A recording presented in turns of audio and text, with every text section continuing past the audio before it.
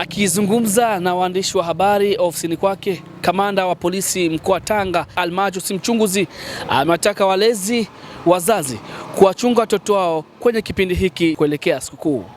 Jeshi la polisi mkoa wa Tanga linapenda kuarifu wananchi kuwa limejipanga kikamilifu kuhakikisha ulinzi na usalama wa raia na mali zao unaimarika katika kuelekea sikukuu ya Idi.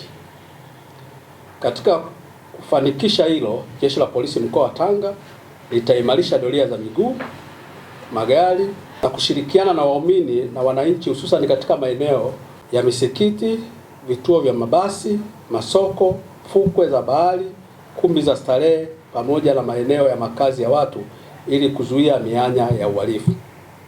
Ili kuhakikisha juhudi hizi, wananchi wanakumbushwa kuzingatia kanuni za misingi ya kiusalama kwamba usalama huanza na mtu mwenyewe, ikiwa na pamoja kuepuka kuacha makazi bila uangalizi, kutunza mali zao na kutoa taarifa za viashiria vya uhalifu kwa wakati.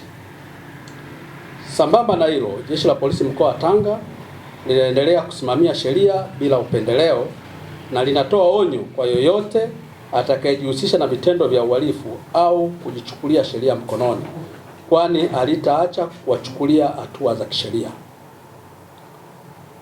Kutokana na msimu huu wa sikukuu, wazazi na walezi wanasisitizwa kuongeza uangalizi kwa watoto wao, kuepuka kuacha bila usimamizi na kuhakikisha wanakuwa katika mazingira salama wakati wote.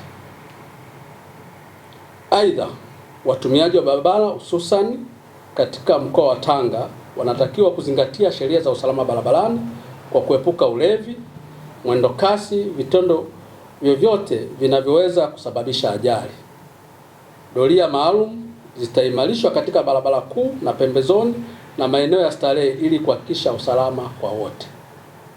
Jeshi la polisi mkoa wa Tanga linaomba wananchi kuendelea kutoa ushirikiano kwa kutoa taarifa za haraka kupitia namba za dharura au vituo vya polisi vilivyo karibu.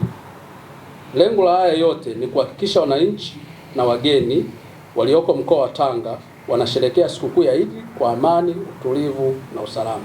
Asante. Nikiripoti kutoka hapa makao makuu ya polisi mkoa wa Tanga, mimi ni Zube Presenter wa Djuma TV.